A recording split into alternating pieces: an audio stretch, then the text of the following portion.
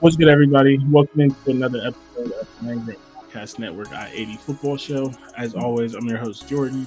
I'm here with my co-host, Dante. Yes, sir. How's it going, man? It's Damn good. it, Siri. Yeah, it's good, man. It's good. Busy couple of days coming up, but overall, I can't complain too much. What's good with you? Nothing much, man. I don't have a busy couple of days coming up, but I'm always streaming and stuff, so that's how I keep myself busy. Yeah, I feel that. Yeah, it's gonna be a. Hopefully, it's a short week. I'm not trying to have this drag out much longer. Honestly, somehow it's only Tuesday, but it's pay week, so. Oh, nice. Yeah, although, man, I hate saying names of people that sponsor podcasts but don't sponsor our podcast. Nigga, you sponsor other podcasts, but there is a site that sponsors podcasts that is coming out with a crazy Kent State collection, and I need like 3 pieces. Not 3. I only want 1. Nah, because you only saw 3 pieces. It's 12. Oh, true. There's 9 more. Oh, if true. that's what they came with, it's gonna be something else. True. Is it? Are there hoodies and stuff in there? There's definitely gonna be at least one. There's probably gonna be at least one. That hoodie's gonna be $100. It's set like 70.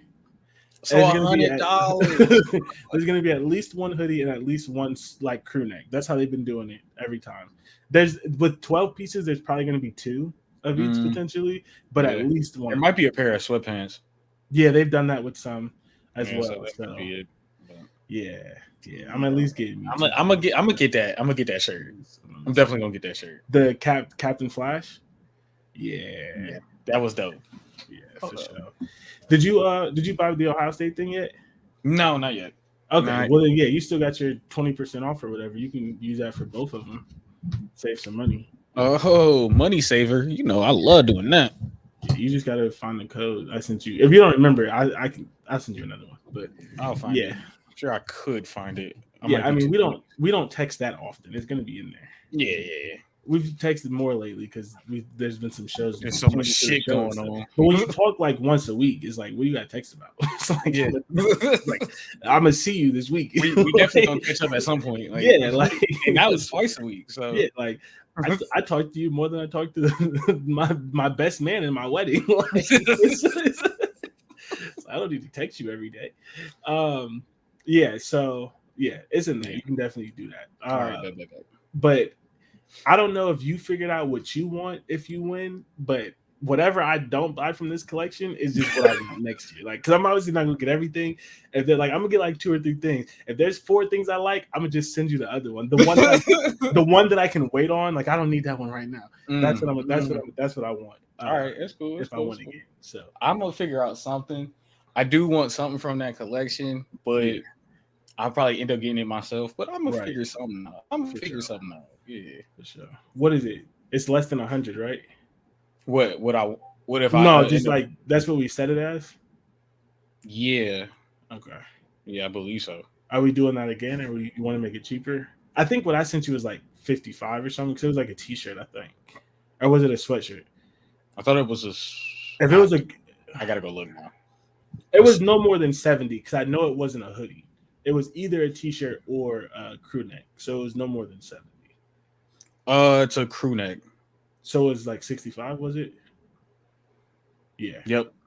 All right, so like less than 70, not including taxes. Yeah. Although it's not gonna matter because I'm gonna win again, but like that's crazy. When you're looking for whatever, bro, that's crazy. We'll keep it in that area. All right, bro, man. I'm gonna get it done this time. Yeah, like I said, I trade a loss for an Ohio State win against Michigan. I just want that captain. Hey, it's cool.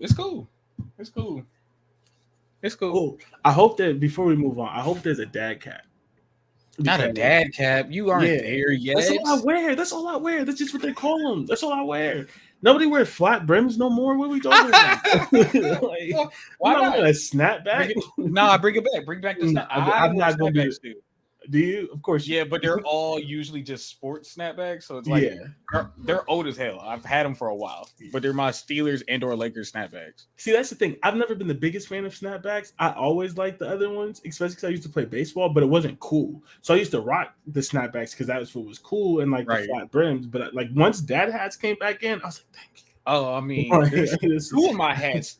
I definitely did this to the brim. I don't even care. Like I broke them in. Sometimes you got to. It'd be too much. I might get crucified, but I don't care. Yeah, but no, they just started releasing them, so they've only done a couple though. But I don't know if this being a new collection, if this is going to be one of the ones that get it, or if they're just going to do it for like shock things or whatever. But I hope there's a dad cap because I definitely want one of those. A dad cap. That's what I want. I ain't mad at it. Bro, Shorty said that I dress like I'm a middle-aged football coach.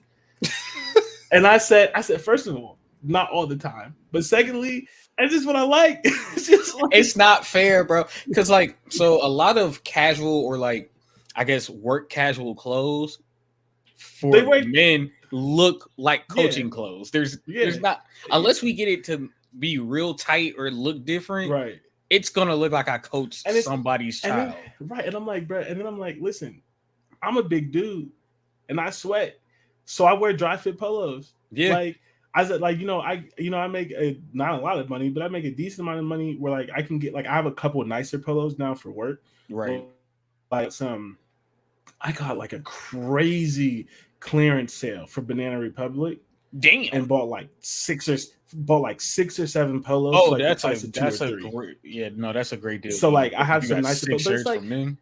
Yeah, but it's like, bro, like I'm gonna buy a dry fit polo. Like one, it's a little bit cheaper, and I sweat a lot. Like if it's not like I'm not like okay, like if I'm gonna get something from Target, I'm not gonna buy it. I'm gonna buy a dry fit polo. Banana Republic, cool, but like I'm not gonna buy a cotton polo from Target. This is a dry fit shirt. So, but that goes against me. I like quarter zips. Them bitches comfortable as hell, and I'm always hot. So when it gets cold, instead of having a bunch of jackets and stuff on, it's long sleeve, throwing a quarter zip. I'm like, at least I don't wear khakis with it. Like at least I throw on the joggers. I throw on the nice shoes. Yeah. Well, I don't wear khakis except to work or like depending on the fit, depending on what I'm throwing on the shirt, khakis might get thrown on. That's crazy. Yeah. I only ever wear khakis to work or if I'm going on a date. So like, now when we say khakis, are we saying all color khakis or just the beige color khakis? Like I wear like khaki joggers because the color goes with everything. I mean like khakis. Like what are you wearing? Khakis. Like Jake from State Farm. Oh, the actual beige color. Okay. Yeah. Because I have they're technically khakis, but I have pants that are they're like some are blue. I think I have a red pair, but it's like a maroon red. It's not a. Those don't count. I'm talking about khakis. Yeah. Okay. I mean, I have 2 pairs of those too. So. Yeah. Like you're not just. I hope you're not just wearing like you just running to Walmart in khakis and a quarter zip. God no. Okay, so that's what I'm running to Walmart in basketball shorts. Yeah. But I might throw in a quarter zip. Yeah. No, I'll probably throw in a hoodie. I'm the hoodie. Yeah. So but I was just like, I didn't know you was talking about like just basic stuff. So just basically going anywhere. Yeah. Oh, like, I probably look like I might be going to the gym. Yeah, I have a couple. Like I wear quarter zips to work all the time, and then I have a couple out state quarter zips. So like if it hit like September, October, I got my I'm gonna throw on quarter zip. I need to give me one of those. I'm gonna throw on some Kent State. I'm gonna throw on some Adidas joggers or Nike joggers with a quarter zip, and I'm gonna walk out the house. But supposedly, give you a clipboard and a whistle. Bro, shut up. I'm tired of y'all. Just like, I'm sorry. No, it's funny because I'm supposed to wear jeans to the store. Hey, why would I don't want to wear jeans ever. So like, I'm not a fan of jeans. But it was 9 years ago because it'll be 9 years in October. But when I met her, I didn't own a pair of jeans.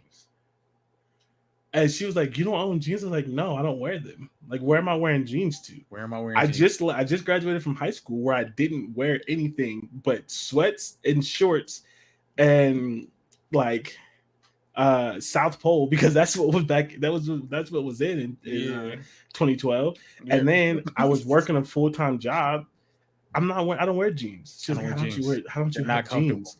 I'm like, I don't wear them. I don't know the last time I put on jeans.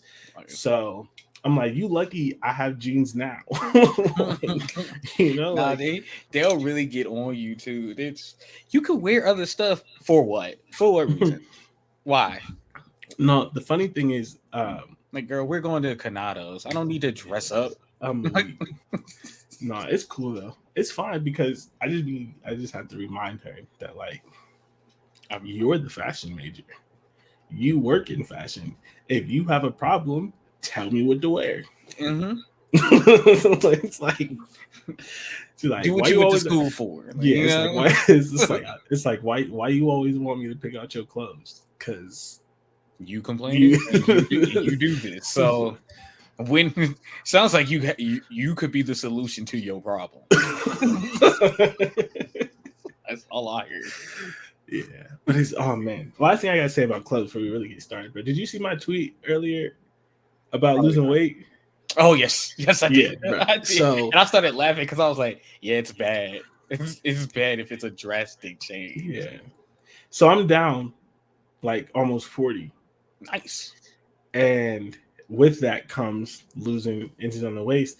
And I'm a big dude, so how it goes. You already have problems buying pants that like fit. Right. So like I can't go to a store and buy like skinny jeans or anything. Like typically I have to get something a little bigger and then I tailor it down because the tailor is not as expensive as people think. So, but I didn't have the money. I thought a tailor was expensive as fuck. It's only expensive if you're getting it. Like if you're doing the things that you see in movies where they're measuring it and they're hand making it for you. That's expensive, but that's still not as expensive as you think. Because my wedding suit was tailored and it was less than $500. That's still expensive. And okay, yes, but it was my wedding suit. But like it wasn't like $3,000, which is what most people think. But like if you're just going to like a shop and I'm not like, and you're just like, I need these hemmed or this or that, it can be anywhere from like 5 to 15 for one item. Like it's not that bad. Unless you're doing like really drastic stuff, it's not that bad. Really? Oh my goodness. I got a pair of pants. Right. So it's not bad. I didn't have, so I bought some pants that already didn't fit great. I just didn't have no money because I was paying for a wedding, so I didn't get them tailored. So when I bought them, they need to be tailored a little bit. Now I'm down 40. I put them on, bruh. When I tell you I look like Steve Harvey in that comedy special, boy, I look like I was getting drafted 5th overall in the 2003 NBA draft. Oh my God. He was out here looking like Tracy McGrady on NBA TV. I was swimming, bro. Man, it looked like Tim Duncan in that one photo. Bro, I'm telling you, I would have fit in with the whole 2003, 2004 draft class, bro. Easy like one. That's funny as hell. It was crazy. I'm like, oh, like, come on, like, yeah, it was bad. So now I can spend money when I get paid because it's gonna be cheaper to get it tailored than to buy all new clothes. But I get like all my work pants tailored. Yeah. I'm like, cause I can't be like first of all, I never wore a belt. I know older people, especially older black men, are gonna be mad at me for not wearing a belt. I gotta wear. Yeah. I don't care. It's an accessory. It's part of the fit, man. That's fine. I never wear a belt.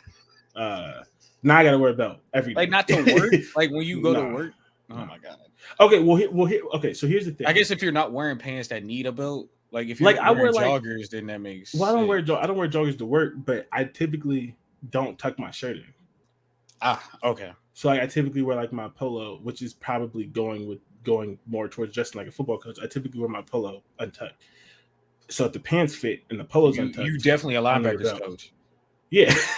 Like I wear like if I'm wearing like a button up, I always have a belt on, of course. Okay. But like if I'm just wearing like khakis and like a polo, I didn't wear a belt. And I gotta wear a belt and everything. I didn't wear a belt to work one day and I was sagging at my job. I was like, oh my God. When's the last, bro? I can't even. When was the last time I sagged on purpose? I couldn't tell you. I hope it was I hope it was. I was definitely in college, but it might have been early college. I hope it wasn't after 2016. 2016 is when like around the time skinny jeans came back and people started dressing like they had some sense. Not on purpose. That's when all the big stuff was out. South Pole wasn't cool no more. That's when everybody swore that they were wearing polo, but it was Ralph Lauren and some other fake shit from the which is crazy. Polo is the knockoff. No. That's right. They were wearing Ralph Lauren. They thought either way they was wearing a knockoff. Like that's Polo Assassin. Yeah, they was wearing Polo Assassin. The original. Swearing they was wearing Ralph Lauren. Yeah, I got Gucci. No, you don't, bro. That's not Gucci. It's barely Gucci. Like, come on, man. Yeah. So, come on. That's not a good. That's cool. Oh, can't say that.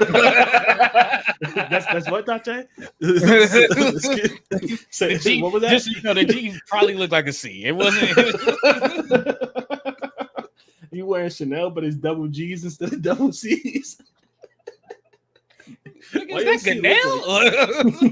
It's lowercase C's and they don't connect. They just back to back. Looking like fucking wings.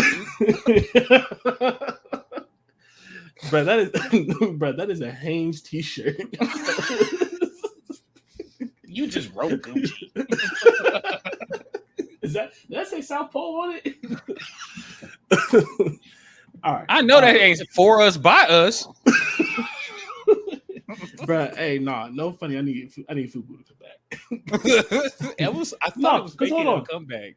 Because everything else, man, it came back. You remember when what is it? It's not Champs. I was about to say Champs did make a comeback. Technically, it's a dope. Like, is it Champs? That's not the store. It's also called Champs. Mm-hmm. Champion. It's not Champion. It's Champion. Yeah. It's Champion. not Champs. All the crew necks and stuff. Yeah, you remember Champion was like, he ain't Champion. Now it's cool. If Champion can make a comeback, FUBU should be. FUBU can make a comeback. We should do it for the culture. Yeah. I'm not gonna be the one to start, but we should do it. Yeah, I'm not gonna do it. But I'm late to the trend. You know what I'm saying? Like, let it come back. No, so I'm not a trendsetter. No. Speaking of what's not coming back, the Pac-12. We're going. Legit begging. Please take us. Swear. We're going to finish our realignment conversation here, supposedly, because who knows, by next show, something else could happen. And we don't got to talk about this long because we talked about the important stuff last episode, which was Oregon and Washington. But I just wanted to have a quick follow-up to that about the other schools that left and just some of the things that came out after that. So first and foremost, Arizona State and Utah also joined the Big 12. So it's official? Because I do know they said that they asked to join the Big 12. I didn't know if it was official yet. So that was official last time we recorded. Because those weren't the four that were left out. Those were the last three that actually had some sort of brand recognition. So they were able to go somewhere. So Arizona always wanted to go to the Big 12, but Arizona State absolutely did not.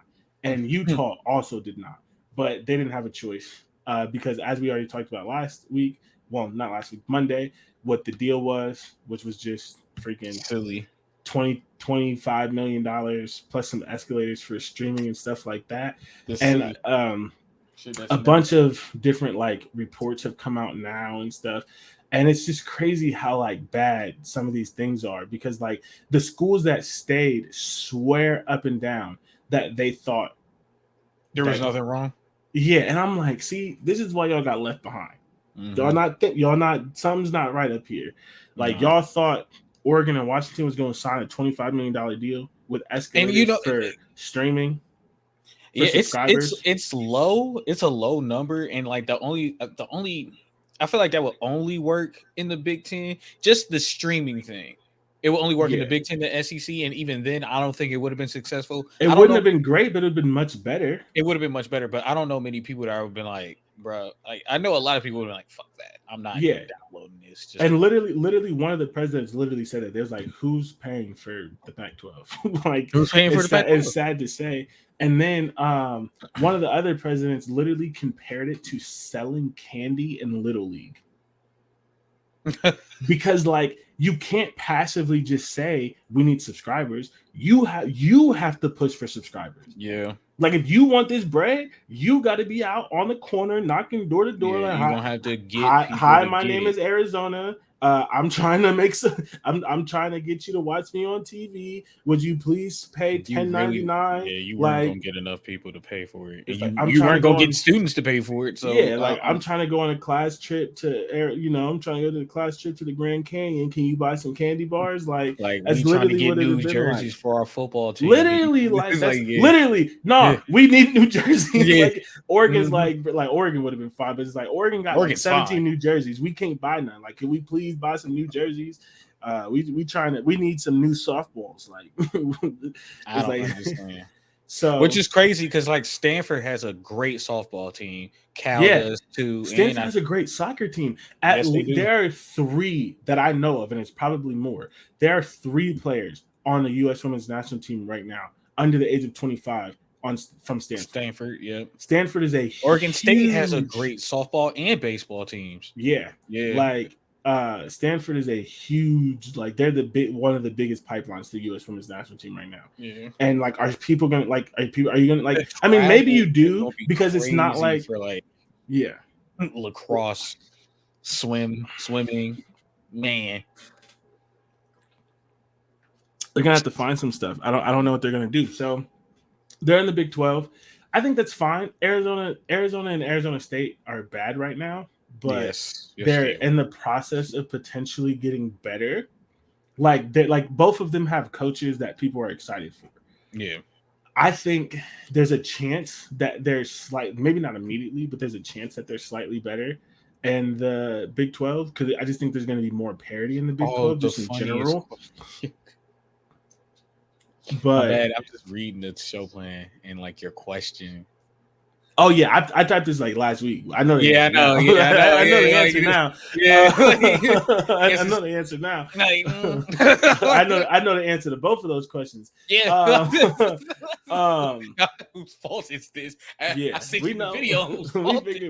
we figured that out. Yeah. So, I think the Big 12 messed up putting Utah in there though, because Utah was winning the Pac-12. Utah might go 3 straight. Maybe not the first year, but like Utah might go crazy in that league. I think that's going to be really fun. I don't think they're prepared for Utah. I was about to say because Utah, the way Utah was playing, I thought they wanted to be in the Big 10. I mean, they probably did. The Big 10 just didn't want them. They are a big program, and that's the problem. Like, they are. The Pac-12 is not going to be ready for that bully ball. I mean the Big 12, but the Pac-12 not ready for it either because he was beating the crap out of everybody. Yeah, they're like 3-0 against USC since Lincoln Riley's been there. Yeah. That's not supposed to happen. And I think Washington's going to win the Pac-12 this year. But if it's not Washington, it's going to be Utah. I don't think it's USC. Wasn't it Washington last year? No, Utah won last year. Washington won. Yeah. Okay, so Washington still won like 11 games. Yeah. But how it shook out, they didn't even make the Pac-12 championship. It was Utah versus USC. But they still won. I think they went 10-2, and then they won their bowl game, so they went like 11-2 overall. So it's still a great season. It's just they didn't even make it to the conference championship game, just the way it shook out because the other teams were. I think USC was 11-1. I'm pretty sure. I think Utah was 10-2, but one of their losses was out of conference against Florida, and I think Washington was 10-2. But they had 2 Pac-12 losses. So they finished 3rd in the Pac-12. So that makes sense. I think that's how it shook out. Something like that.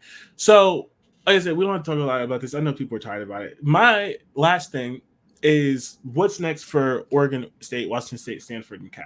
We know what's next. Recent report put out a thing for them asking to join the Big 12. Oh, the Big 12 already said no. Oh, then damn.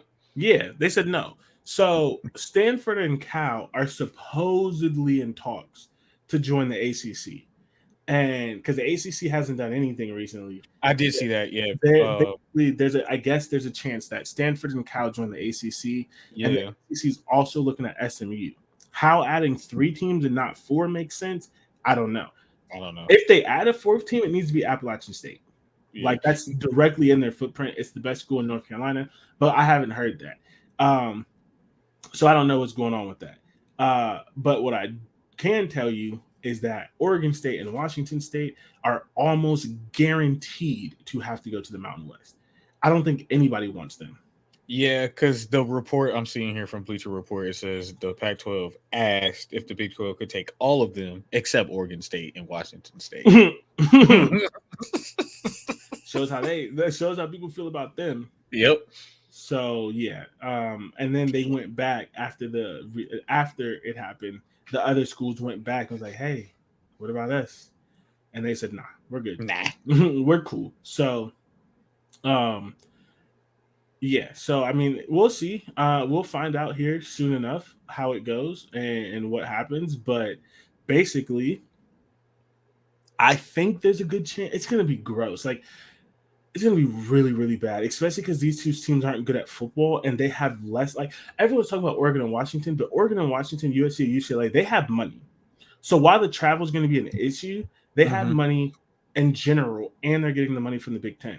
Right. Stanford and Cal don't have money. They don't put all that money in their sports. And the ACC doesn't have that much money. So them traveling across country is going to be even worse. Oh, I was about to say, because the ACC, most of their money goes to basketball anyway. Like USC, UCLA, Oregon, Washington. Technically, they probably won't, but technically they'll have enough money to do more chartered flights. We don't know how many they'll do, but they can definitely do more chartered flights for the non-revenue sports, right? Especially if they're doing some scheduling arrangements and stuff, and they're kind of traveling in pairs, even among schools and stuff. Right. Cal and Stanford's not going to have that type of money to add a whole bunch of chartered flights when they're already traveling significantly further for every single one of their games, because the ACC is literally all on the East Coast. Every one of those, like, those schools are further than Rutgers. Like, everyone's complaining about Rutgers, but those schools are further away than Rutgers. Oh, every last one of them. Boston College, Syracuse, like they're Boston College, Syracuse, maybe not Clemson and but those are probably a little closer. It just depends. I don't know how it's just because how it is. I think how the country is. Rutgers is like this, and then it slides in. So technically, but it's about the same. But then the thing you also got to think about is Rutgers is like 45 minutes away from an airport. How far is Clemson? I have no clue. Because they're in the middle of nowhere. I mean, they're in the middle of nowhere, South Carolina. So that's something else you got to think about as well. Yeah. So, I mean, yeah, like I said, whatever. We talked about the most important part. I don't really have anything else to say. We'll obviously update as we find out. I think it's likely that they add Stanford, Stanford and Cal because of the academics. I was like, wait, what are you trying to say? They'll probably add them in because of the academics and just kind of like throw them a bone. And the ACC anything to be able to ask ESPN for a little bit more money. I don't know how much more money they'll get, but they need whatever help they can to get a little bit more money. ESPN might do it because ESPN might need the help. I mean, and paying for 2 schools is much better than paying for 12. So they may throw them a bone.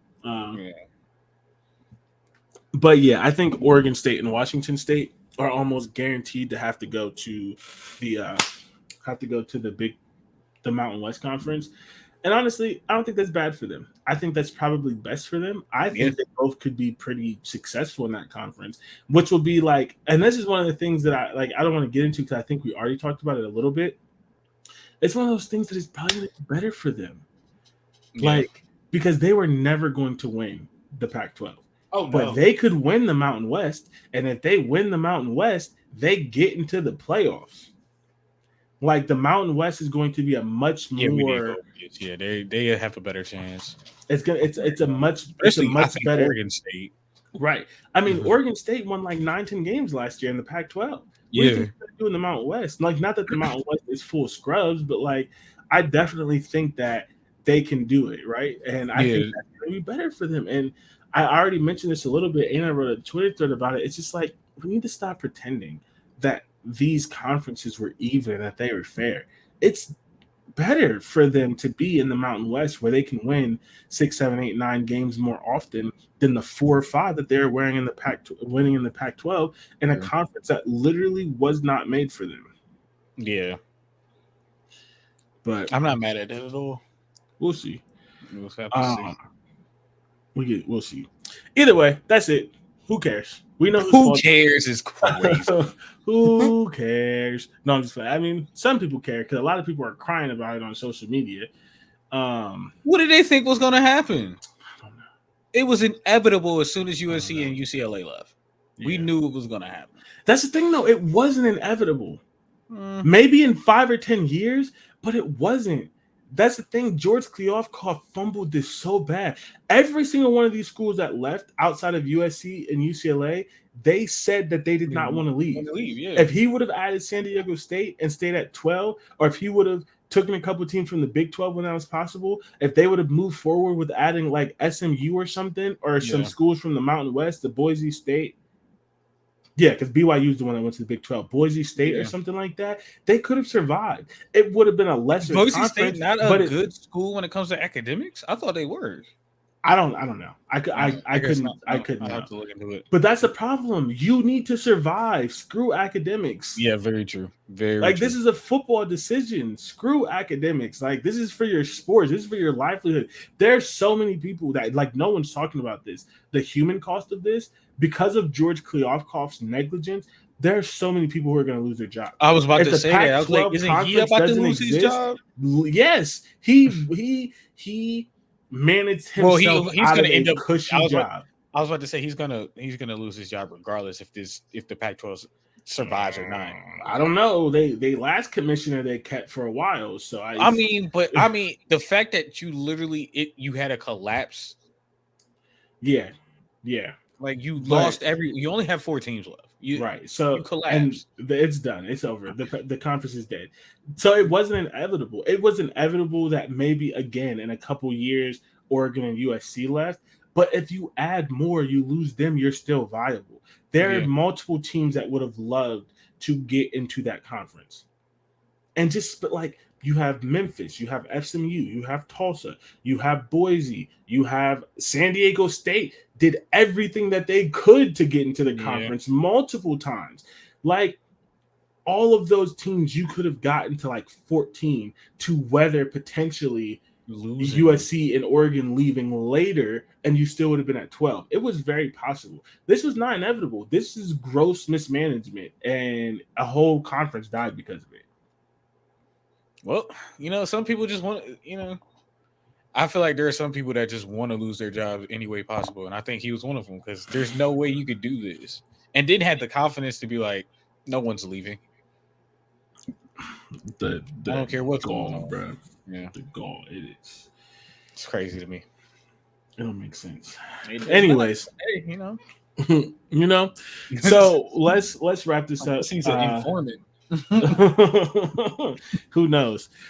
So we're going to take an early break. We're going to wrap up our tiers. We have 2 teams here. We have Maryland and Purdue in the middling tier. We'll knock out these 2.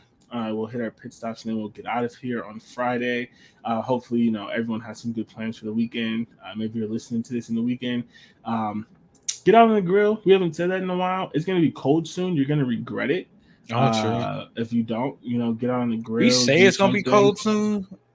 I don't know. I mean, it's been yeah, you're right. You might have another month or so, but you never know in Ohio. So, but yeah, we'll take a quick break here, and then we'll come back and finish out this tier.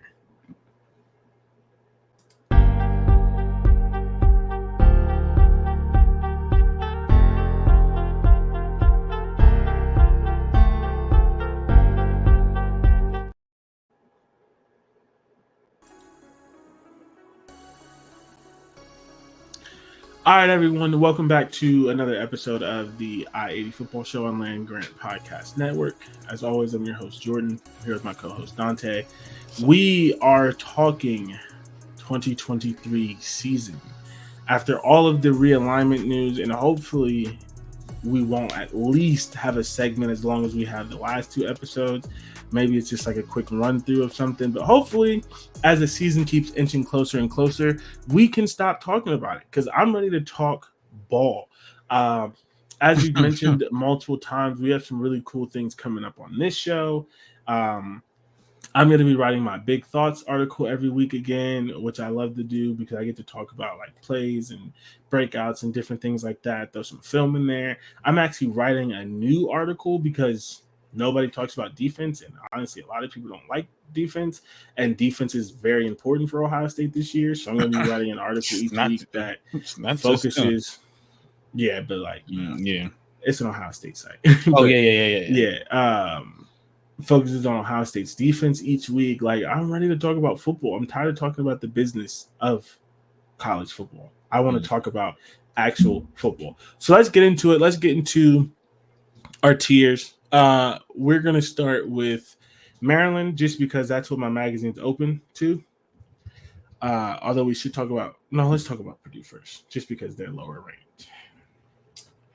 Let me find them. End on a higher conversation. Maryland makes much more sense with where the next tier is going.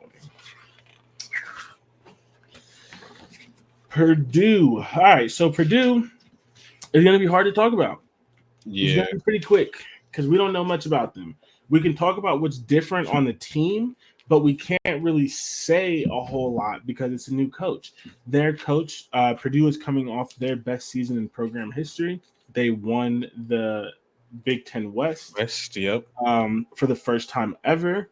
And right. Instead of having some continuity with that, their coach went back home. I guess you can't be mad at that, but he went back home. He is from Louisville, Kentucky. He played at Louisville, Kentucky, I'm pretty sure. And Louisville has been trying to get him to coach there for literal years. So when their coach, Scott Satterfield, left for Cincinnati, and I don't know why the hell Cincinnati would hire him, Louisville rejoiced. Louisville literally rejoiced because they wanted to fire him, and they didn't have to fire him because he just left. So they got to get rid of the coach they didn't like, and they got to hire the white whale that they've been looking for forever to come back home. So yeah, it's a win-win for them. I mean, good for Louisville. Yeah, but it sucks for Purdue. Yeah, it's a loss for Purdue. I mean, Jeff Brom is probably the best coach in Purdue history. You could argue, probably the best coach in Purdue history. So, not statue worthy, but I mean, he's done some great things. Like the Spoiler Makers came out of his tenure. Yeah, you couldn't be a number 2 or number 3 team in the country and go into Lafayette. Like you were going to lose. It was almost guaranteed. It was guaranteed. Until they went up against Ohio State, but it was. Yeah, then he, obviously, as we just mentioned, he wins the West. Like, he's a good coach for them. Like, right? I mean, it did more above and beyond the Call of Duty. Got players in the NFL, multiple players in the NFL every year. I mean, there's no way around it, right? This sucks for them. Like, it really, it's a shitty situation for them. But I mean, I like the guy that they hired as a idea. Don't know anything about what he is as a coach. It is cool though as an idea. Their defense is finally going to be good, which is something that they absolutely could not say under Jeff Brom. And he hired I'm pretty sure. Oh yeah, they really couldn't say that. Let me make sure I got this right. How much are they? How many? What percentage of offense are they bringing back? Hold on, give me 1 second. Once you get that chance. Actually, I can Google that. Yeah, they hired Graham Harrell, so they're as far as his offenses haven't always been great, but he has a name and an identity. People know what to look for. He's an air raid coach, and he which means we question this a lot. What is their offense going to look like? They're still going to pass the ball a lot. Like that's what the air raid. Oh is. Yeah, that's going to So they're going to pass the ball a lot. They should have a much better defense off top with Ryan Walters. They're bringing back 71% of their returning production on offense. The problem with that is they lost Charlie Jones and Aiden O'Connell. Yeah. So, it's nice that you're bringing back so many people, but you lost your best players. And you're starting quarterback, which is right.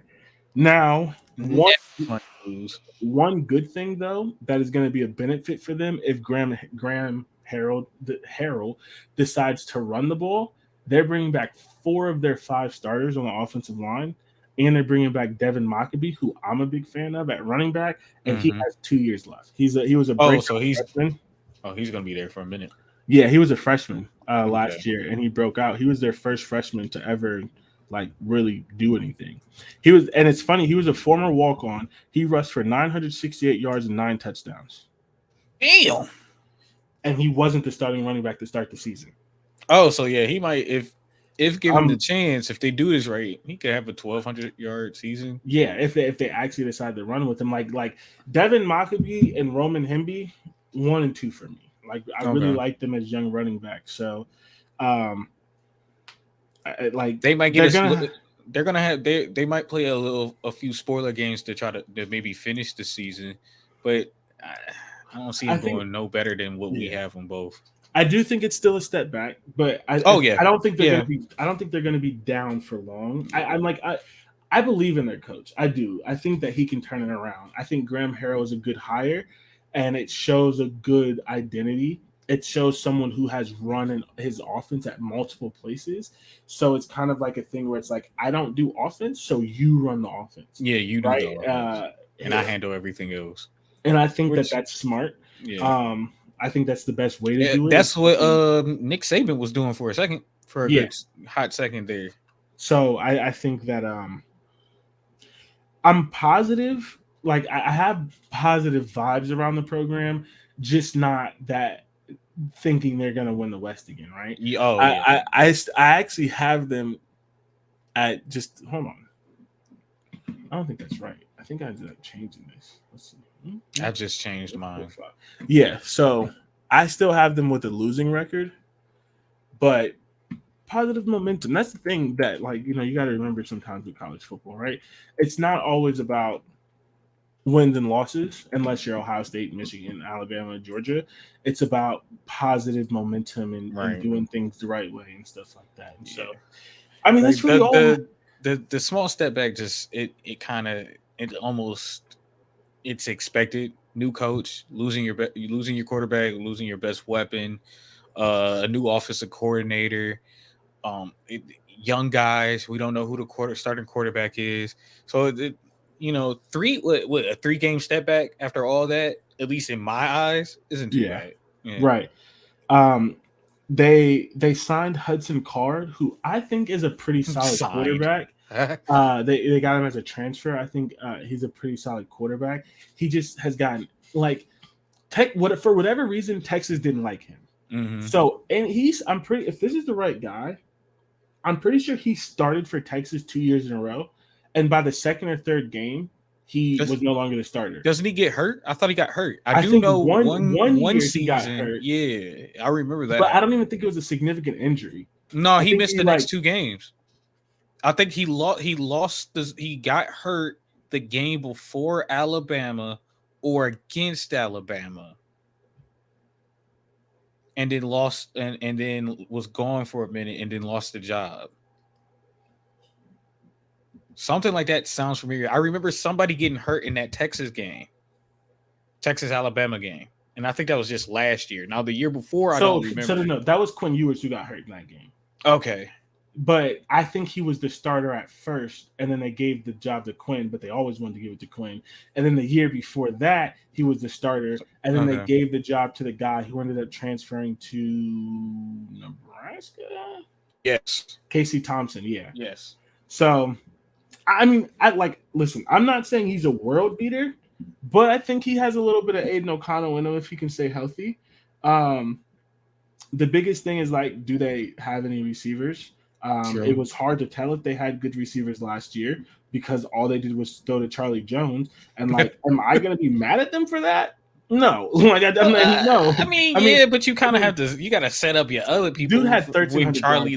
No, I don't. When care. Charlie, well, my thing is, we all knew Charlie was going to leave. So it's Jed Brom left. He was about development. He was trying to get that dub. He was trying to get that conference championship, and he did it. I mean, fair enough. Got my stuff, get my bowl game. Let's get out of here. Yeah, Charlie Jones averaged 100+ yards per game. He ended the year with how many targets per game? I have no idea. All I know is he ended the year with 110 receptions. So more than 110 targets in a season. Oh yeah. And 1,300 yards, almost 1,400 yards. So sheesh. I wouldn't throw to anyone else either. So you have to. Yeah, and before Illinois hired Walters, they averaged 35 points per game. Last year, they averaged 12.8. He is a great defensive coordinator. Yeah. He hired he brought someone from Illinois with him. I think he would have wanted to bring Aaron Henry, but they promoted Aaron Henry to DC, so he Right. brought someone else that he was really good with, named Kevin Kane, who I think is going to be their defensive coordinator. Again, it's not going to be great this year, but I have some faith that they can stay in that 6-6, 8-4 type range. It's going to be harder with adding in more teams in the conference and things like that. Like that's going to take them down. So maybe it ends up being 5-7 or 7-5. Yeah. But I think I could see them continuing the spoiler maker thing, where it's just like you don't want to play Purdue. Yeah, it's gonna be a rough battle, especially towards the end of the season. You'll probably get nervous to want to play them. I don't know how many teams they'll actually spoil. But then we say that, and then the season starts, and everybody starts doing dumb stuff. But no, I like Devin Mockabee is going to be good, man. Devin Mockabee is going to be really good. Yeah, I just hope they actually run the ball with him. You never know with air raid coaches. And the thing is, the air raid at its core, you can still use screens and stuff like that. And those are he's not that kind of running back. He's through the tackles. He's a throwback running back. Yeah.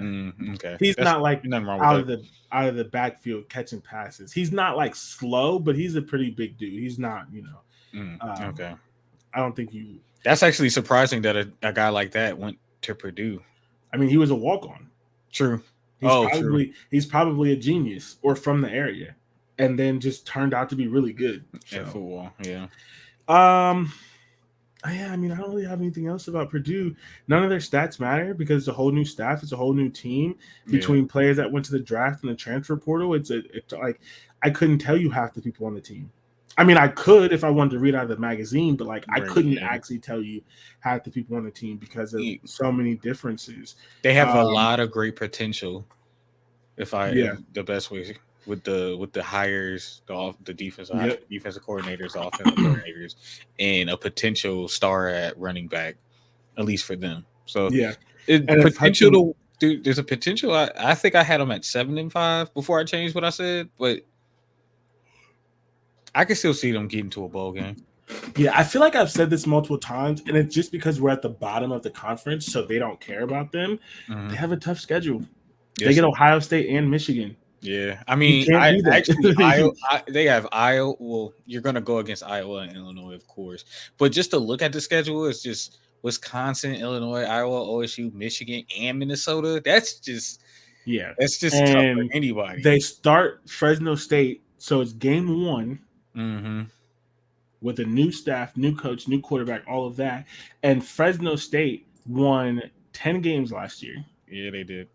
As a G5 school. And I just want to read a couple of things because there's some people who probably didn't pay that much attention to Fresno State. So Oregon State won 10 games. Oregon State is also in the Pac-12. In the Pac-12. They lost to Oregon State by 3 points. Okay. And then let's see. Who are the other good teams on this schedule? They're not good. They're definitely not good. I think there was someone else. They beat Boise State, who is typically a pretty good team. Mm-hmm. And then they beat Washington State in the bowl game, 10 wins, won their conference. Really exciting team. Like, this is not the G5 team that you want to play. Right? Not at all. It's not the G5 team that you want to play. And honestly, they should have won more games. They lost a couple of games that they just shouldn't have. Yeah. Like, they lost to they lost to UConn, which was just like a crazy, shocking game. So they should have been 11-3. And it's week 1. Yeah, it's week 1 just with the entirely new. Unless you're going to give unless you're going to give Devin Mockabee 30 carries just because you have him and you're returning your offensive line, this is not a game that I can predict you to win. Yeah, so that's a loss. I do have them beating Virginia Tech. and I have them beating. You have them losing to Syracuse. I have them beating Syracuse. Yeah. So 2-1, 1-2, and then it gets ugly for a while. Wisconsin lost, Illinois lost, Iowa lost. I have them beating Iowa. That's only because that would be one of the spoiled games for me. And I could see that. That's fair, especially if they figure some things out. And I think they beat Iowa last year anyway. Yeah, I don't remember. Yeah, I know they were. It was tied for like those 4 teams. No, they lost to Iowa. Okay, they lost 24-3. Pick six. Either Aiden O'Connell wasn't good that game, or he was healthy, or he wasn't healthy. I don't remember exactly. I don't think he played in that game. Yeah. But yeah, I do know. I remember those 4 schools were fighting for the top spot. Mm-hmm. And the thing is, they were good last year. Yeah.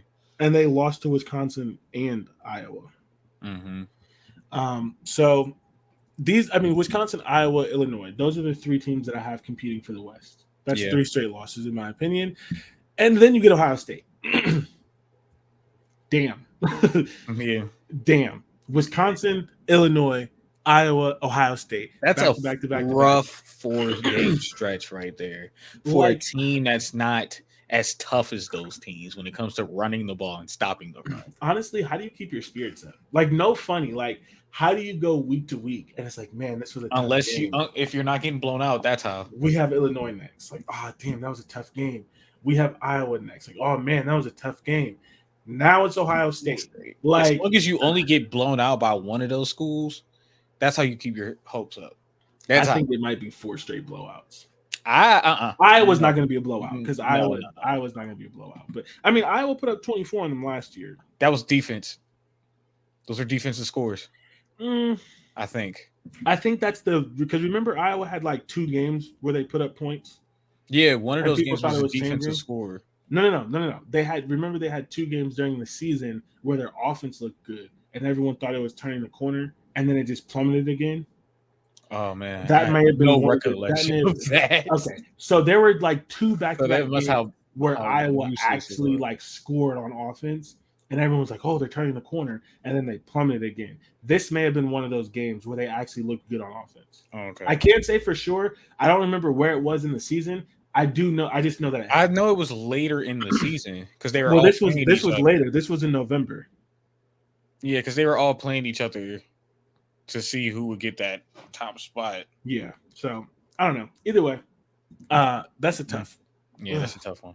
That's tough. So then they get a bye week to lick their wounds, and then they get in the round that they could beat. We both have them beating, so that's nice. And then they get Michigan. Michigan. And then they get Minnesota. Yeah, that's tough as well. I have lost to Michigan and Minnesota. You have a loss to Michigan, but you have them beating Minnesota. So at this point, you have. So it was Minnesota who they beat, but Minnesota shouldn't have lost that game. That's what it was last year, I think. Yeah, they beat Minnesota 20-10. Yeah, that's one of the games Minnesota just didn't show up. It didn't. Yeah, they didn't, and it was early that they didn't show up. I remember that game. Yep, October 1st. Yeah, so. Yeah. So at this point in the season, you have them 4-6. You have them 4-6. Yeah. I have them 3-6. 7. 3-7. No, I have them 3-6. There's 2 games. 3-7. 3-7. Because once you do your next 2 games, that gets you. Yeah, 3-7. Yeah. And then they end with Northwestern and Indiana. Those should both be wins. Nice little bounce back. I have 5-7. You have 6-6. 6-6. Yep. Here's the thing. With that schedule, that's not a bad year.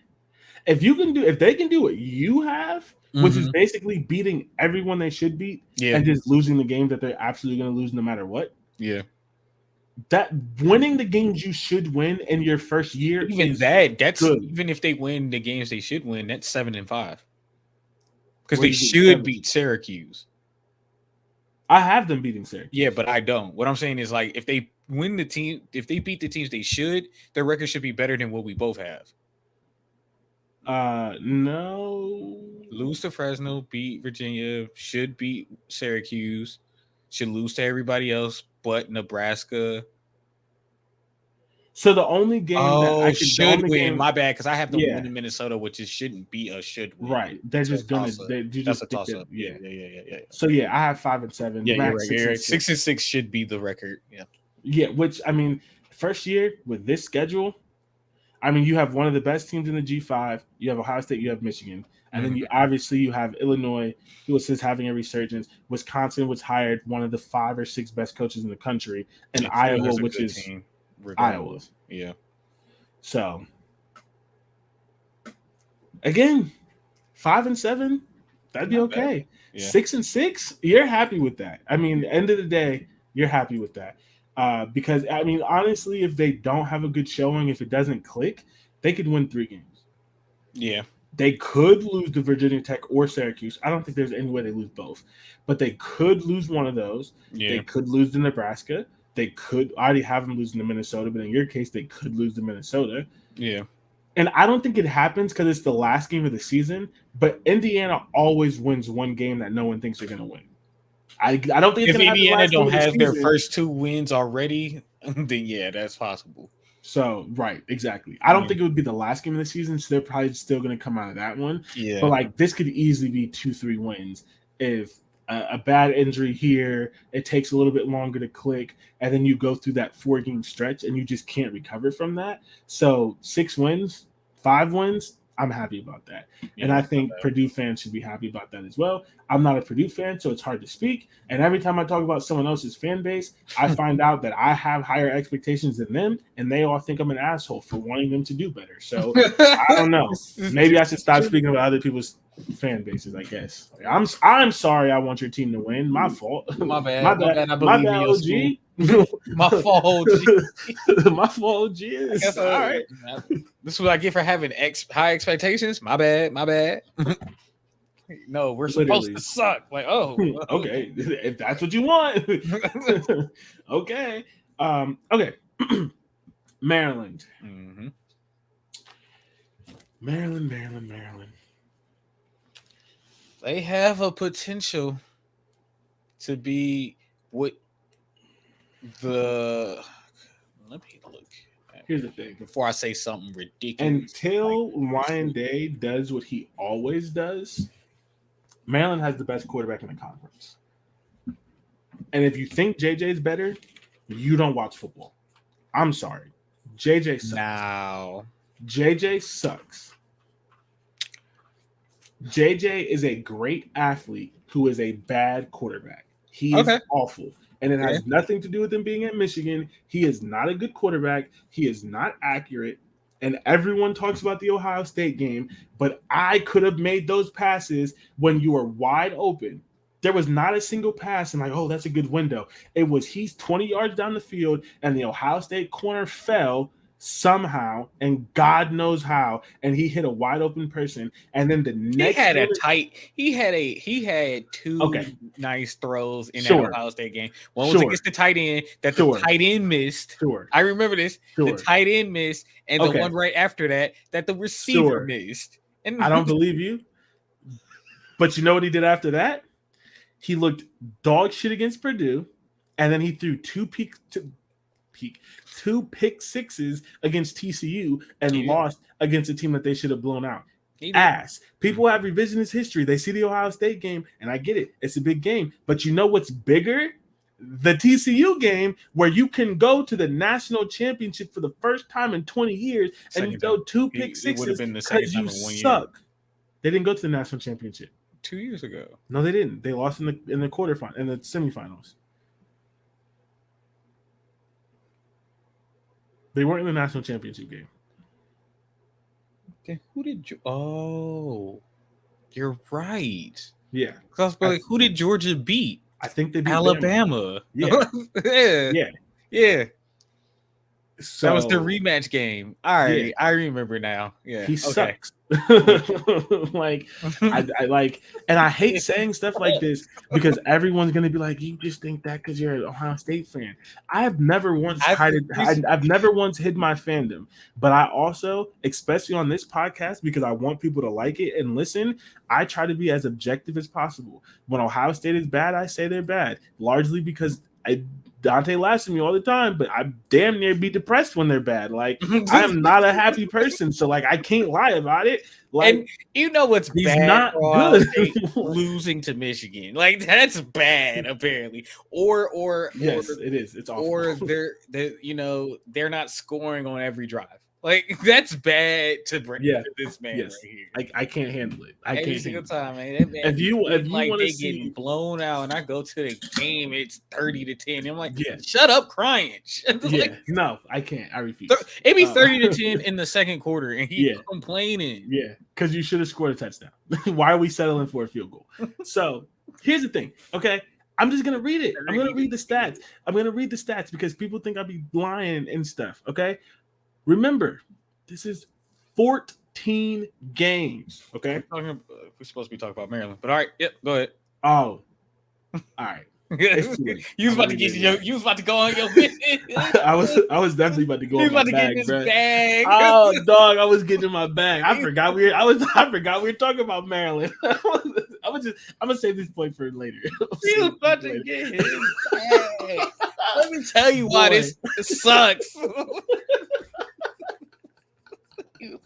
ready. This is gonna be like a 10-minute tangent. I'm glad you got me, bro. I was just gonna say, like, all right, bro. Bro, you know how bad it is? I don't know how well this is gonna show on the camera. My magazine is on Michigan. I forgot to go to Maryland. I forgot to go to Maryland. I was ready to talk about it. I was ready to talk about Michigan. That's in 2 episodes, bro. Like, okay, but the last episode wasn't Maryland's fault, Michigan's fault. It had nothing to do with Michigan as a team. It had to do with the media overhyping them and misunderstanding why they've been good. And that was annoying to me. Because it's just like, we can be honest. We can predict them to win the Big Ten and to go back to the playoffs without lying about the fact that they have the best roster in the country. They don't. That's never been their brand of football. Yeah. I'm not saying you got to say they're not good. That is not true. They're just come. If you are not an Ohio State fan, you should probably pick Michigan to beat Ohio State again. I understand that, but you don't have to lie about why you're picking it. If you say stupid shit, I'm gonna call it out because it's just not true. That is not their brand of football, and everything backs it up that they are not the best roster in the country. And it's just, let's just be honest. Yeah, maybe not the best roster, but they'll probably. But those are the same people that saying Alabama have the best roster in the country, and they don't. Will they still win 9 or 10 games? Probably, because Nick Saban's the best coach to ever walk this face of this earth. But their roster sucks compared to what it was 3 years ago, and 4 years ago, and 5 years ago, and 6 years ago. I feel like, from what we see now, yeah, but I feel like it's still yet to be determined. No, we have to just see. It's awful. I'm telling you right now, and that's a conversation for another day. Their roster's awful. Does that mean they'll be a bad team? I'm not saying that because Nick Saban's still there. But the roster itself, it's not good. And that will show in the draft, and that'll show in how they play certain teams, whether they win or lose. But we're not talking about Alabama either. We're talking about Maryland. Yeah. Which I just remembered. You didn't just remember. I reminded you. I know. That's what I meant. You know? You even took credit for that. That's crazy. You reminded me. I remembered, tomato. No. Maryland. Talua Tagovailoa. This is how we got here. This is how the tangent started. Yeah. Until Ohio State does the thing it always does, because Ryan Day is the best quarterback developer in the country. Maryland has the best quarterback in the conference. Talua's good. He's not great. He's not special. He's not his brother, but he's good. I don't think his brother was that good either. But that's just me. But his brother's better. Yeah. Whatever you think of his brother's better. Fair. I think Talua's like a 5th or 6th round draft pick. I think he is a backup for like 10 years and makes a shitload of money and then retires. That'd be nice. That'd be nice. I think he can. If he stays healthy, he's the best. Well, that'll help. As far as NFL, being a backup. I meant for the Big Ten. If he stays healthy, he is. But will he stay healthy? And I think that should factor into you saying he is the best. I know you're going straight basic on talent and what you've seen, which is fair. So here's the thing with him staying healthy, though. All right, he Tallulah is like Anthony Davis. He misses less games than you think. Yeah, you think he misses a lot of games because you're always hearing about him, but it's always like questionable. It's like I didn't send it to you because like who cares? Because we don't talk about Anthony Davis that much. But I saw this thing that was like Anthony Davis. You saw like Anthony Davis has played more games than like Steph and Kawhi and like all these other people who don't actually have like the same injury tag that he has. And the thing is, he's always on the injury report. He just doesn't always miss games. And he also will play games. He'll play 3 quarters, miss the 4th, come back the next game. It's like stuff like that. That's what I was going to say. It's still, I guess. How many games do you think he played last year? 12. There's how many games? 12. They played 13 because they went to a bowl game. He didn't. He played in the bowl game. 10. He played in 10 of them. 12. Wow. How many games do you think he played the year before? 11. 13. So he's just getting injured in the middle of games. Yes. He's not actually missing a lot of games. That's why I compare him to Anthony Well, he's Davis. still missing time because you're getting... Yes. Yeah. Right. But when I'm talking about it, there hasn't been, except for his sophomore year. Because there's times which was also the pandemic. Because I feel like if you get injured in the first or second quarter, you missed the game. That's fair. I'll give you that. Yeah. But that's why I mentioned the Anthony Davis thing, because like he's not missing games as in like Michael Penix before he went to Washington and turned into a star. Yeah. He would miss like 5 games a year. Like I was just saying he's not doing that. I even still think that I know what you was going to say me about the Anthony Davis thing. I still think that's a bit misleading, even in that regard. But I know where you're going. Yeah, but I mean for the same thing, because like you said, he may play a quarter and a half and then miss the rest of the game. Like, but I think it's like what it's worse because you could say Steph. You could say I think what that time frame was the past 3 years. Since 2020, I think was that time frame, something like that. Yeah. You brought Steph was one of the players on that list. Yeah, Steph won a ring in the past 3 years. So did they? No. Now it's 2020. Yeah. It's only 3 seasons. That was the 2019 season. In the past year. So 2020, 21. God. Yeah, that was the 2019 season. Yes. Oh my God. So like Steph won a ring. Yeah, but they just knocked the Warriors out the playoffs. Or did they not do that? Was they that not did. Them? They did, but that was just because the Warriors didn't keep. Okay, I'll tell you this. Hold on. Before you say anything else, I just want you to know all the things you say about me with Ohio State is you with the Lakers. You almost never say a single good thing about the Lakers, no matter what happens. You are the least happy person in the world that they won that championship. You probably don't even have the championship T-shirt. You have the championship T-shirt? I don't have a single Lakers championship T-shirt. I have one. You're not even a Lakers fan. Like, I am a Lakers fan. You're a true Lakers fan, just like I'm a true Ohio State fan. I'm a Lakers fan. Like, you make fun of me. You're just as bad. First of all, last time you said positive thing about the first three-peat, I was a kid, and since I've known you in college, I can't remember positive things you said about the Lakers. We were terrible. Kobe, yes. But we were terrible. Okay, and then when I was in college, and then you won a ring, and you weren't happy. We argued about it. The reason why I wasn't happy is because it didn't matter who was going to win that ring. No, I said this. I did say this. Did I not? I said whoever was. It didn't matter who was going to win that ring. No one was going to count it, and it just had to be us. That's dumb. It's not counting that ring is stupid. That ring is the hardest ring that has been won in the NBA. And I don't care what anyone says, because we all know how we normal people felt during the pandemic, being stuck at home when we could still see our family. Half of them couldn't, and they were there for like 3 months. I don't care what anyone says. I understand you didn't travel, but also you got to admit in the playoffs, home court matters, the fans matter, all of that kind of stuff. That's fine. That is the hardest ring that anybody's ever won. And people who think otherwise, I think it's dumb. You can't discredit that. Hardest one? Nah. Yes. Not Who do you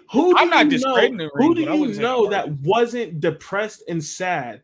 That didn't drink their way through the pandemic, that didn't gain a whole bunch of weight. People were losing like that. Like all of that stuff matters. I lost weight during. You weren't eating. No, I was eating. I was working out. I was eating. I was working out. I lost weight. So that's I don't eat now. I'm just. Then I got a job and money and steady income. Now you don't eat. Yeah. Like no, bro. Like that's that. So silly and trivial. Like that. Why eat when I can stream? Yeah, bro. I don't care. Like. All the factors that went into that, bro. Yes, that was the hardest. I don't care what anyone says. That's the hardest championship that people had to win, and people want to discredit the things that happened outside of basketball or whatever. But the same people who say that, forget how they felt during the pandemic. And I know how they felt because I was one of them, and I saw the tweets, and I talked to all the people, and I saw the people and all the things. Literally, people, and not trying to get political, literally people who have never voted a day in their life, fucking worshiping Donald Trump because he sent them a couple $1 because they couldn't leave the house. That's the hardest ring ever. I don't care what anyone says. It is because of all of those factors. And everyone who talks about having to be there tells you the same exact thing, and people just ignore how depressed and sad they were having to sit in their house, and they didn't have to go and play basketball without seeing their family and kids for 3 months, and that matters. It just does, and you can't say it doesn't. The reason why, you know what, I can't fully agree. I can't agree with you because my favorite player was a maniac. That sounds like normal NBA shit to me. So like that would have affected him too. You can't. It would have affected him too.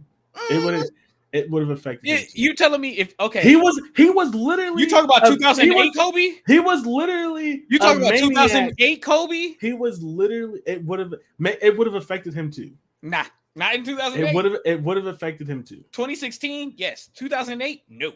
Okay. Nope. So is that something to be happy about?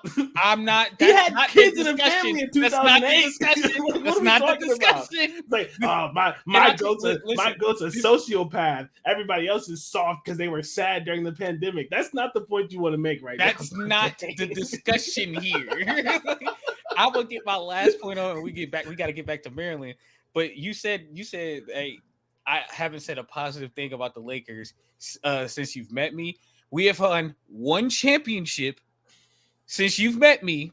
Okay. And we've been to the playoff twice since you've met me. Hey, all I gotta say is we're the same. It's no. You be making fun of me for Ohio State. You are literally the same. No, it's the pot calling the kettle black. We were trash. We got LeBron.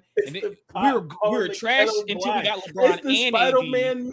It's the Spider-Man meme, bro. Man, we were trash until we got AD. You literally got one championship. They missed the playoffs right after getting the championship. Badly. What are we doing? You literally got LeBron and AD and said, "What about the young guys?"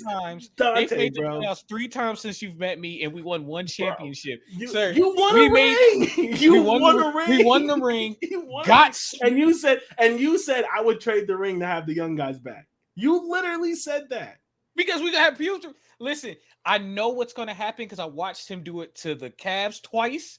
Into Miami, we are going to be financially fucked up, and we're going to suck when that. Shut up! Shut the fuck up! We won a ring, lost in the first round, didn't make the playoffs, got swept. Dante, just admit it. You're just as bad as me. When it comes to the Lakers, you're just as bad as me. We were so bad for so long. Dante, you're just as bad. We were maybe 2015, 2016? Something like that. Yes, sir. They were bad until 2020. You were just as bad as me. They were bad for 5 years. You just discredited your favorite franchise's championship. I didn't discredit. I'm just saying. I knew it didn't matter who was going to win that championship.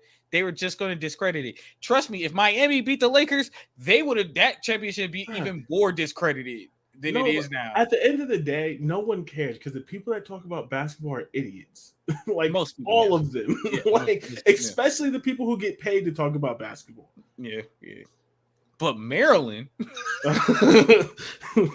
bro, we haven't moved past Tallulah being a good quarterback. We haven't mentioned no one else's name. Oh my god! But yeah, they what did he have last? What did he finish with 3,000 yards or 4,000 yards? 3,000 yards, 18 touchdowns. With a good running back, that could go up to maybe 4,000, 20-something touchdowns. I mean, that's what he had the year before. The year before, he had 3,926 touchdowns. Yeah, that's what almost Heisman. No, you got to win. It's not Heisman, but 30 touchdowns to get there. Yeah. It's not Heisman, but it's still really good. So, and unless JJ takes a major step, or because I mean, JJ wasn't the second best quarterback in the Big Ten last year. It was Tallulah. Yeah. And then the third was Aiden O'Connell. He was at best fourth. So this thought that he was just going to jump to one is disingenuous. It's just because he's the second most tenured quarterback there with the most, I guess, success. That's the reason why they say that. I know. It's just bad analysis, and that's what makes me mad. Yeah, I mean, like that's the thing. Like I guess they're really pushing on that experience, which is important. But they're not giving it to Tallulah. Tallulah's been a starter for 2 years more than him. True, but again, Tallulah's fourth year as a starter. Yeah, I know. He started for one season. Experience and success, but again, success wasn't because of him. I know. I know you're explaining other people's thoughts. I'm just like, that's why I don't like it. It's just like I don't know, because again, Tua's success isn't all on him either. So and this is why. But it's more him, because until they found Roman Hemby, they didn't even pretend to run the ball. And the defense was okay. The passing defense great, has a top 5 defense in the country the last 2 years and probably longer, and they have literally the best running back duo in the country. They're gonna win a game whether he throws the ball or not. They're going to win 9 games whether he throws the ball or not. Ohio State was the first game in his career that he had to throw to win. And he did it. That's fine. But it wasn't spectacular. He barely had They just gave it to him. That was the issue. He barely had to throw the ball to win that game. And that's what everyone ran the ball all over him. And it wasn't even that. Ohio State gave up in the fourth quarter. Literally. And they gave up because of the running game. He kept them in the game. I would give him the credit for that. But they won that game once they started to run the ball again. Yeah, he definitely made plays, and he made I'm not taking that away from him. Yeah. He did. Like, he deserves credit for that. But the credit shouldn't be he's the best quarterback in the conference. He's a first-round draft pick. He's not. He's not. No. Anyways, Maryland. Roman Hemby Jr., stud. Like, it's so, like, the Big Ten is so full of running backs that Roman Hemby Jr. would start on, like, there's 130 teams in the country. He would probably start on like 115 of them, and like 10 of the ones he wouldn't start on are in the Big Ten. Yeah. He would be Alabama's number 1 running back. There's a chance he would be Georgia's number 1 running back. He'd be Texas's number 1 running back because they lost Bijan Robinson. He would start for Minnesota. He would start who just lost their Mo Ibrahim, their great running back. Who are the other powers? Don't they have a replacement? Would he start? He's not better than Roman Hemby. Because their replacement, Trey Potts, is on Penn State right now. As the third, because he's like a 5th-year senior and he wanted to be closer to home because he's not going to start there. He would start at Minnesota, who lost their running back. He'd probably start at USC and Washington. Maybe not Oregon. I can't remember. I don't think Oregon's going for a lot more speed. I don't know if he's fast enough. Yeah. Like he would start, like I'm telling you, he'd probably start at like 115 or 115, and like 10 of the ones he wouldn't start are in the Big Ten. Like, nobody thinks about him because of how stacked the Big Ten is, and it's crazy. He's good, like, and he's going to be there probably for like another 2 years. Running back probably. Yeah, if he's good enough, he might be gone after this season. So I don't remember if he was a freshman last year. Yes. So he has to be there for 2 years. He has 2 more years. Yeah, he was a freshman. He broke out on the scene as a freshman. Yeah. So I remember because Tua got hurt in a game, and then he went crazy. Ball real quick, and he went crazy. Yep. Yep. He got because we both was like, yeah, Maryland got this freshman running back. Yep, I remember now. He was like 12 yards from being. Hold on, I actually have the stat somewhere. He was 12 yards shy of becoming Maryland's first 1,000-yard rusher since 2018, and he was 12 yards shy because there was like 3 games where they just didn't give him the ball. They didn't. It literally was like 150 yards, like 20 carries, 150 yards, and then like 5 carries, and then like 15 carries, 110 yards, and then like 7 carries. It's like, bro, let him build some steam. They're trying to get Tua into the league. That's why. Yeah, whatever. He said, and it's not even about him as a quarterback. It's just like that's how you have a good. You can get him in the league by doing that. Like literally, like take some pressure off of him. Damn, it's the same. It's kind of like the Dak Prescott problem. They want to feature him so much because they're paying him that money. But it's like if you want to win, you help him out. Help him He's out. not Peyton Manning. He's not going to be able to. He's not going to win you games. So y'all have to win games as a team. He ain't going to be able to do it. Not with his arm. Yeah. So last year he scored 10 touchdowns, and including catching out of the backfield, he had 1,287 yards from scrimmage, which was third in the entire country for freshmen. Damn, he's a star. Yeah, he has potential. Like, when you look at what my projection is for Maryland, it's if Talua can do 3,020 touchdowns, which is what he's averaging again, and stay under 10 interceptions, which he's averaging, and then you get this guy with 1,200 yards. Yeah, they're gonna win games. Like they just have to. They should. And their defense was better last year, which nobody expected. Their defense. They had a really good passing defense, didn't they? That's what I thought. But their rushing defense was even better. So they were 42nd in scoring defense. That's really good for me. That's really good. They were 24th in yards per play. They didn't allow big plays. They were 38th in rushing defense, 63rd in passing defense. Still pretty good. Mm-hmm. Here's the thing. They were 15th in yards per attempt, 18th in quarterback rating, 25th in completion percentage, and 21st in explosive pass. Yeah. That's a great defense. I honestly don't know how they allowed 223 yards per game with the rest of those stats. Garbage time. I don't know. It had to be something stuff like that. It depends on the team. Like maybe did they go against Ohio State last year? Yeah. That's probably It'd be a certain school that gets a big game on them. They were 18th in explosive rush, 21st in explosive pass, which means they tackle well. Yeah, you earned every single yard that you got from them. Yeah, and they're bringing back 63% of the production. That's pretty solid. The biggest issue is they're losing their star cornerback, Deonte Banks. He went to the league, but they still have their safety. What is that safety's name? They have both of their safeties, Bo Braid and Dante Trader. I think you at least got one of them. And then they also have a corner, Tariq Still. They have both of their linebackers. They are replacing people on their defensive line, but they didn't have a great defensive line last year. So, I don't know how much that's going to hurt. Their biggest concern, and this is not great for them, they're losing most of their offensive line. They have a couple of seniors. Yeah. They have a couple of seniors. They have their left tackle, but the middle of their offensive line is going to be sophomores, and so that is definitely a concern. But that's where having a good running back helps and being balanced, because teams can't key in on just the passing game and sack Talua, which means he get those interceptions and he gets hurt. Or he could get hurt, yep. So a lot of potential here. If they weren't in the East, if this was a West team, man. I'm saying, I've been saying this for years. If they were in the West and the Big Ten didn't have divisions, they would be one of the biggest beneficiaries. Like after Penn State, I think they're the biggest beneficiary, and now it got harder with adding USC and UCLA and Oregon and Washington. But like before that, they would have been the second biggest beneficiary of no divisions, because they would feast on some of these teams in the West. And they have a good backup quarterback. Billy Edwards is a dog. This might continue into next year. Yeah. So they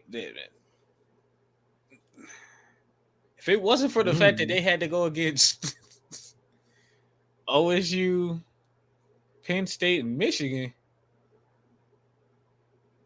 Honestly, if it was just in the West, literally, this would be a team. people would think they'd be fighting for that side and be probably playing in the Big Ten championship game. Yeah, I don't know, man.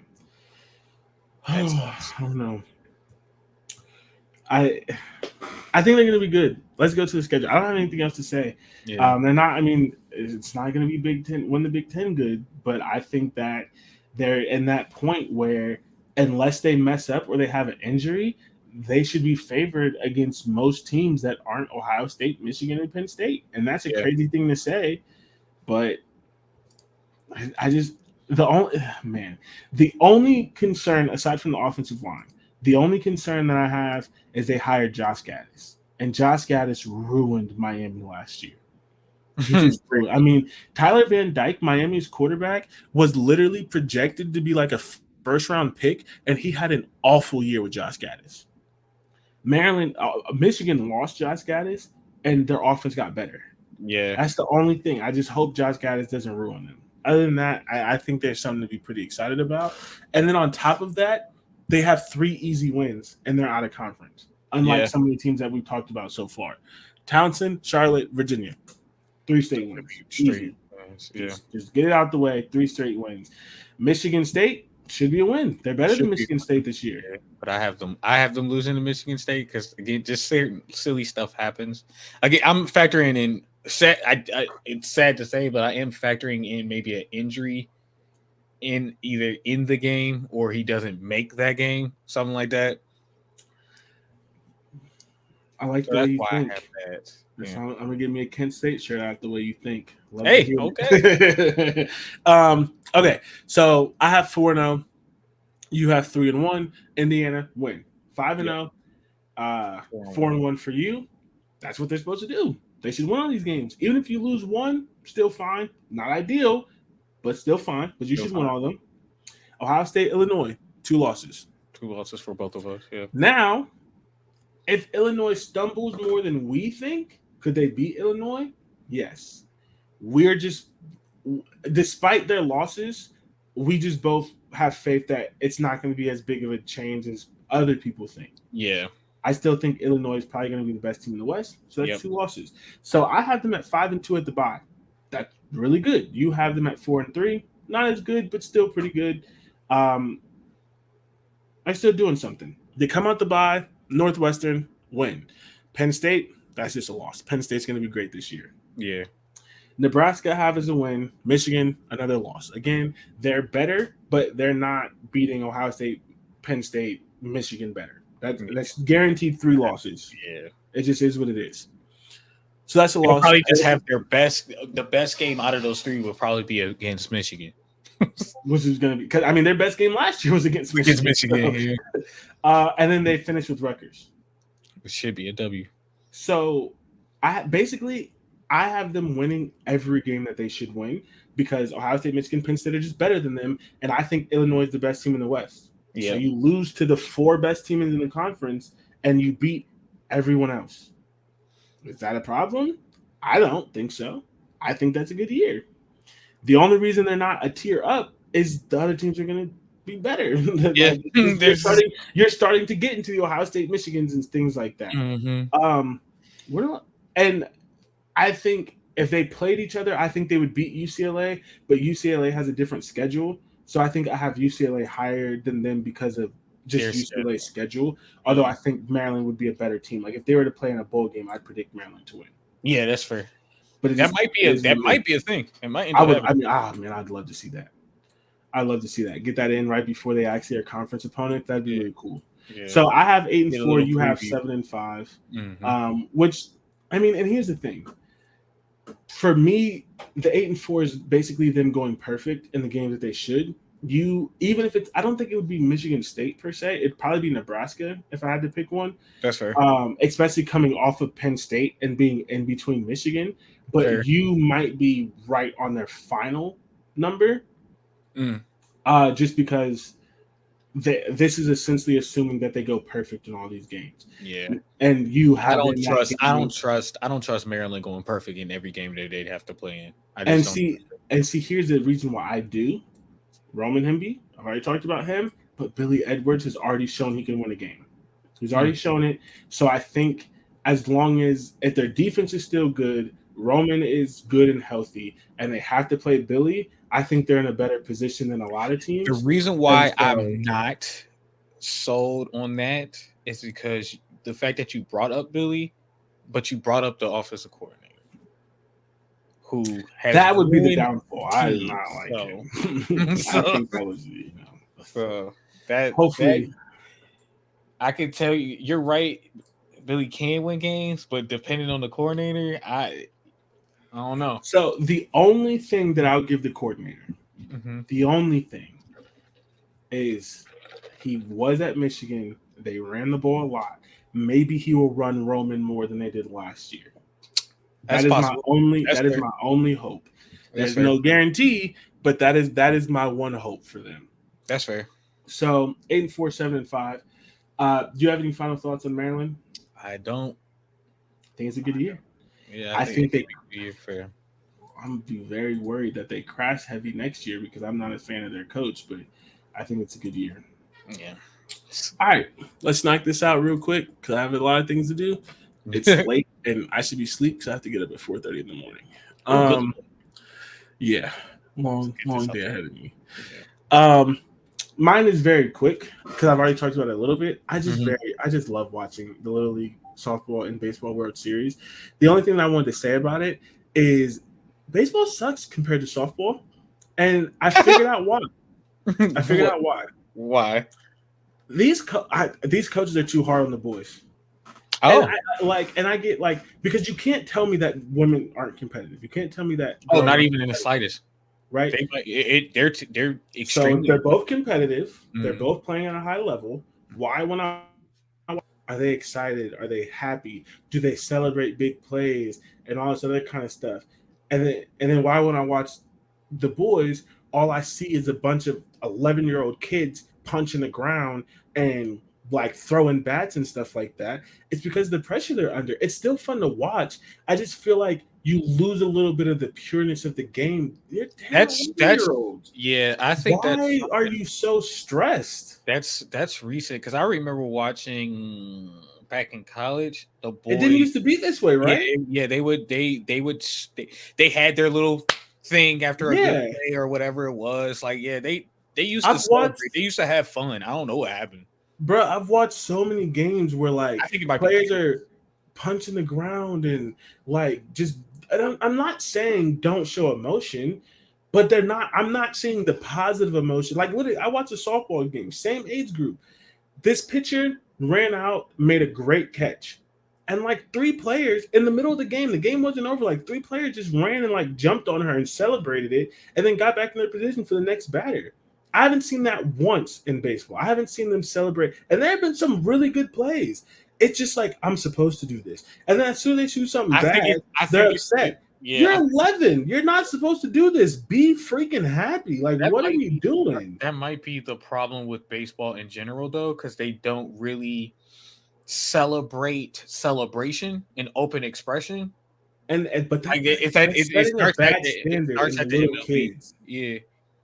It's setting a bad standard in little kids. Yeah. And honestly, even in the broadcast, I don't see as much of this is my favorite player, this is my favorite thing, this is my favorite music. This is not they don't do that no more. I see the introduction stuff. They do it, but it's not. I don't see it as much in the broadcast as I see it with softball. Literally, I just watched a softball player get a message from one of their favorite softball players in the professional softball, and they were giddy and so happy and all this other kind of stuff.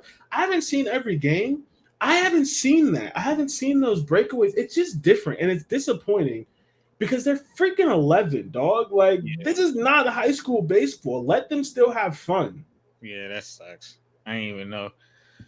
I didn't. I'm not saying they're entirely not having fun. I'm just saying, but if you watch softball, it seems to be more pressure on the board. Yeah. And then and it's it's not because the women are less competitive. It's not because it means less. So what's the difference? The parents and the coaches. I was going to say it might be. It has to be because there's money. There's future money in baseball where there's barely future money in softball. It doesn't mean shit to me. You're 11. I don't care how good you are at 11. I'm not thinking about the pros. I'm not. You're 11. The kid might be. Okay, and at 11, you should think about the pros. Kids be 11 and 5'4" thinking they're going to the NBA. Let them. But as a parent, you don't need, and a coach, you don't need to treat them like that. You're 11. That's fair. So what you lost? Let's go get some freaking ice cream and do whatever the hell 11-year-olds do. Do whatever the hell 11-year-olds do. You don't even like girls yet. And you're mad about a baseball game? Okay. That's my only problem. I love watching it. It's so fun, but it just feels like the baseball, there's too serious for being so young. And then you watch the softball, and it's just so different. They're so happy and enjoying themselves, and the teams seem close. And even when they lose and it's sad, you can see like this is not the only thing in their life. Yeah, it's not the end of the world. Yeah, it doesn't feel that way with baseball, and I don't like that because they're 11. Literally, it's sports can be a very dangerous slope sometimes, and that's sad. But yeah, I mean, it's fun to watch. But I believe. Yeah. Anyway, what's yours? My pit stop is real simple because I think we've been over this before, but I just think the NBA might have a big problem on their hands, and it's sad to say, but I think they might be making too much money. And when I say that is, not every player deserves a max. And hear me out. I don't think Jalen Brunson should have got a max contract. Absolutely not. That's the one that went to the Knicks, right? Yes. From the Mavs? Yes. Yeah, no. I don't think Jaylen Brown should have got a super max. No. Although I do like him a lot more than Jason Tatum, and I think that Jason Tatum may be the better basketball player. Obviously, Jaylen Brown has done more because it's based on media awards, and Jason Tatum wasn't eligible for that amount of money. Jason Tatum is eligible. He's just not old enough yet. He's eligible for it next year. That's right. He's projected to make 312 to 300. I forgot he's a year younger. Yeah, he's a year younger. That's my fault. So, but I mean, Desmond Bane got a max contract. It's crazy. Like, I agree. That's where I think why all the competitiveness of the NBA has died down a lot, because way too many people are making money now. They're not as a no person, now as a person, like as a black man, very happy for him. But as an NBA fan, I can see the downfall happening.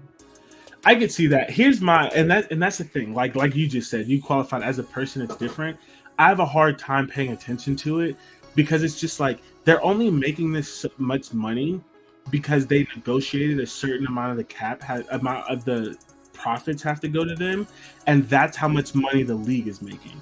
So it's unfortunate because I could definitely see some of that when anyone can get a max and you lose some of that competitive. Because at the end of the day, a lot of not stereotyping or anything. Although I think the biggest problem in basketball is there are not a lot of poor kids in basketball no more, and I don't mean to say that like this, but like it's not a poor kid sport. There's not a lot of poor kids sport anymore. It's become like lacrosse, and like you don't get a lot of LeBrons, you don't get a lot of Carmelos, you don't get a lot of that stuff. You get these kids who have traveled across the world at AAU and are going to these private schools. It's a pay-to-play type of game. And that, I also think, because you're missing some of that hunger, but I also think like getting all that money, there's some insane people with insane desire to win, but I also think on the American side, that's why you're starting to lose some of that. We're like the face of the league, and not that this is bad per se, but the face of the league is now a lot of European players because they have that hunger and that desire. Because Giannis was poor. Yeah, but that's what I'm saying. You're right. It's the hunger thing, and we're both right because the money thing. Zion had a shoe deal before stepping on the NBA court. No, crazy. I mean, LeBron did too, but still, even then, no. And like now, when you get what's his name from Memphis, who was awful. I mean, god awful. Not Ja. No, the light skinned dude, the other dude that ended up leaving. He's on Houston now. He had the braids. He the one that poked. Dylan Brooks. 80 mil. Crazy. From his the team didn't even want him, and he got 80 mil. That's what I'm saying. Like too many. And I say it still all started with Chandler Parsons. or Harrison Barnes. Way too much money for a dude that was just an all-star. That was it. He was a one-time all-star and got a Hayward max. Got it. Yeah. Jordan Poole should have never got a max contract. Yeah, off of a postseason. Not even a full season. A postseason. It was a full season. It was a postseason run. Okay, listen, I don't disagree with you as far as quality and things like that. It's just the person in me outrules everything else. I'm not mad because the owners are making so much money. Yeah, that like. But I'm as a fan of the sport, this could ruin the sport. I mean, you could argue it already has. Yeah, like United States is not winning the Olympics this year. In basketball, that team sucks. Oh yeah, I looked at that team. That team sucks. Because you know what's sad about that? Steph Curry never played in the Olympics. That's weird. They're getting all this money, and so players don't want to play for the Olympics no more. Like what's happened? We're gonna have another. We're gonna have another redeem team soon. Yep. It's gonna. Because once we lose to Spain and Argentina or somebody like that, we definitely. If we lose to someone like, I don't want to disrespect the country, but you know what I mean. If we lose to a team or a country, we definitely shouldn't lose. You don't gotta say a name. I get it. I know. But yeah, I mean it's possible. So, all right. Well, we're gonna get out of here. NBA sucks. The players are getting rich, so we love to see that. Wish more NFL players were getting rich. Man, way, but they're not. Man. Running backs not getting paid. And Dylan Brooks. That stingy league. Yeah, Dylan Brooks is getting $80 million, and star running backs like couldn't get paid. The Ja Morant of running back in the league can't get paid, but Dylan Brooks is getting 80. Anyway, as always, thanks for listening. Thanks for coming in. We will see you on Monday with our New Year's 6 tier. Yes. Or did I do the Pac-12 tier first? That's a great question. I couldn't tell you. No, New Year's 6 tier. New Year's 6 tier. We'll be back Monday with our New Year's 6 tier. Hope you all enjoy your weekend. Get some sun. Get on the grill. I might be getting on the grill. No, I think that's next week. My diet's not over yet. I'll be getting on the grill next week. But get on the grill for me. Y'all don't really be active on social media, unfortunately. I'm going to Tequila Fest. But if you do, send me some pictures of what you grilled. Just make sure it's seasoned. I was going to go to Tequila Fest, but we decided to save money. So we're going to have Tequila Fest a la Williams household. Nice. Which is cheaper. Yeah. But have you been to Tequila Fest really quickly? No. I don't like tequila. You know that. So. Okay. Yeah. Eat before you go. Of course. And bring something to drink. Like I went last year. Anything you want. A chaser. Definitely bring water, but also if you want to chase it, bring it. Okay. I went last year. There's only like 2 places to get a drink, and it's food trucks, and the lines are very long. And I thought it was going to be half shots. It's not. It's full shots of tequila. No water. I'm terrified now. No water. No food. Man. Full shots of tequila. No water. No food. Okay, bad. And it's at the apartment, so I don't think they check too much. Maybe bring some crackers, some Oreos, or something to snack on, because it's always hot and it's just in the middle of an area. It's straight tequila, no chaser, no. Food. Okay, bad. Okay. There was 2 food trucks. There was 2 food trucks. They might do more this year, but I'll keep all that in mind. Don't drive. Like if you're because you get like 12 shots. We didn't even use all of ours. For whatever that money is, you get like 10 or 12 shots. Oh, I'm terrified. Yeah, you should. Oh, yeah. Somebody gonna have to take my phone. Somebody gonna have to take my phone. Oh, yeah. You're gonna be sitting there text dog. Ain't no way I'm trying to wear a Burberry shirt next year. All right, y'all. Have a good weekend. We'll see you on Monday. Thanks for listening.